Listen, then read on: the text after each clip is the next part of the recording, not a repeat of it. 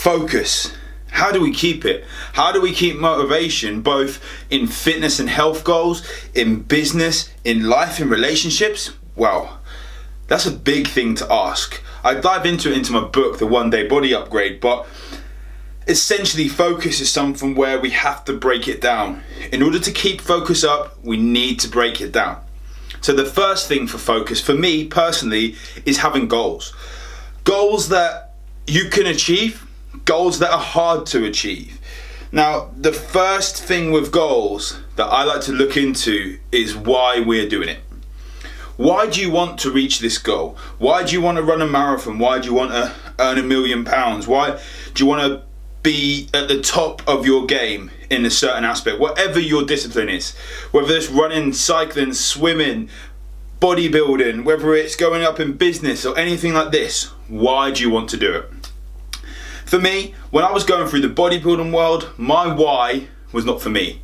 That's why it didn't last. I'd done 7 shows, but I was bored shitless of it.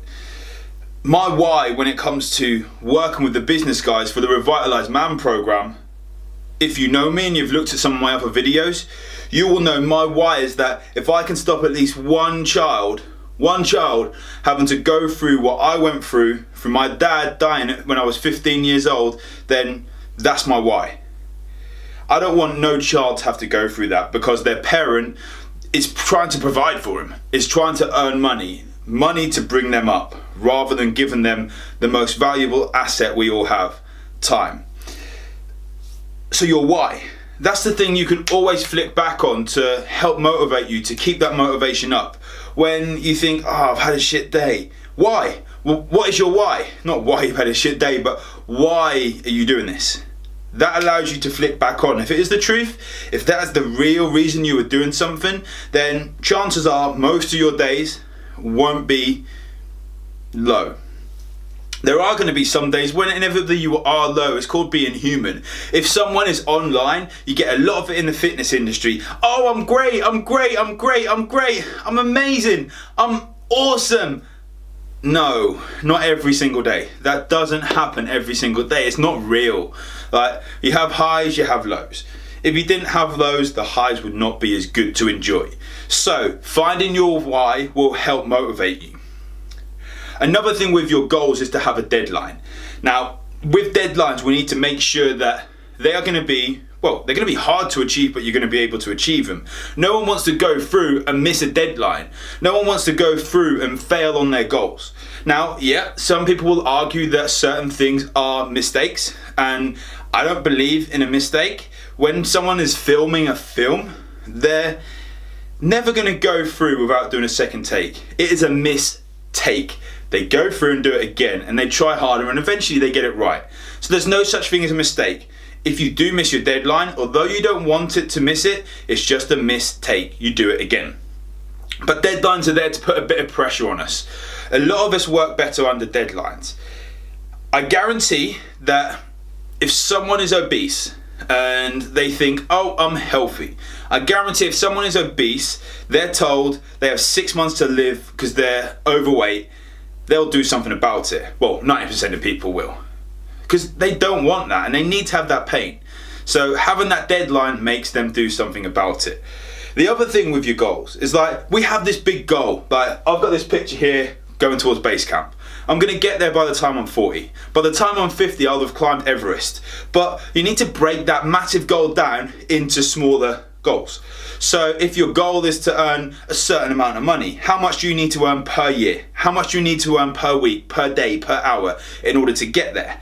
With your fitness goals, if you're trying to drop 20, 30 kilos, yes, that can be done. I dropped 20 kilos last year. When I was like 22, 23, I dropped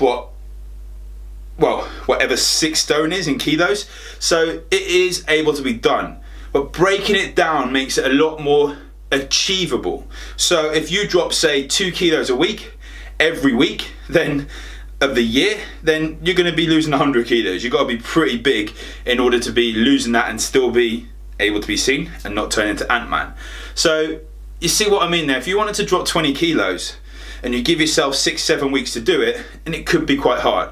But if you say 1 to 2 kilos every week, not only are you able to live your life, but you're able to get this goal into smaller increments and achieve it. Something that Jamie Alderton said the other day actually resonated with me, talking about people wanting to read books. Like, I'm going to read 30 books a year. Okay, so how does that work? You end up, you procrastinate, you worry about it, and then you're like, well, I've not read any. So, if you read one chapter of a book per day, so 15, 20, 25 minutes, depending on how fast you read, then chances are, if you were saying that the average book, 10 chapters, 15 chapters, you probably read about, 30, 35 books a year without even realising it. It soon adds up, just by having that 15, 20 minutes. What else with goals? Well, beliefs. Beliefs are a massive thing. And I was speaking to someone a few weeks ago.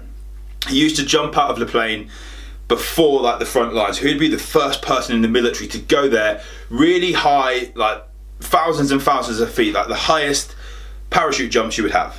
Now, he would be scared of that every time he had a jump.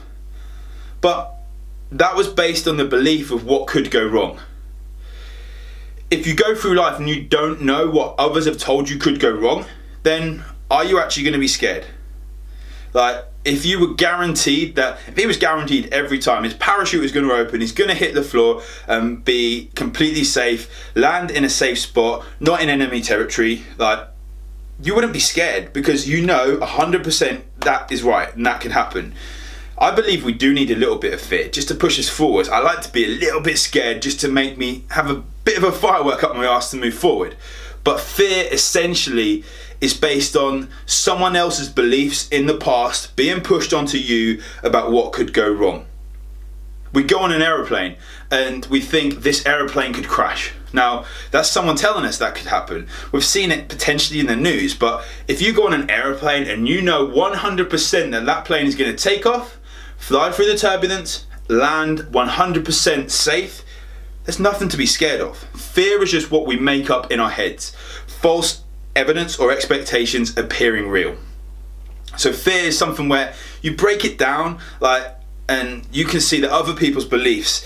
And a lot of people lose motivation because they're scared of getting to their goals because they are fearful of being someone that other people may think they are not, or other people may look wrongly at. So, motivation. Set your goals.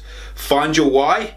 Break your goal down with a deadline and look into your beliefs and your fears. Another thing people do seem to get a little bit hooked up on. What if it doesn't work? What if it does not work? The thing I'm going to leave you with here is, what if it does work? Think about that one.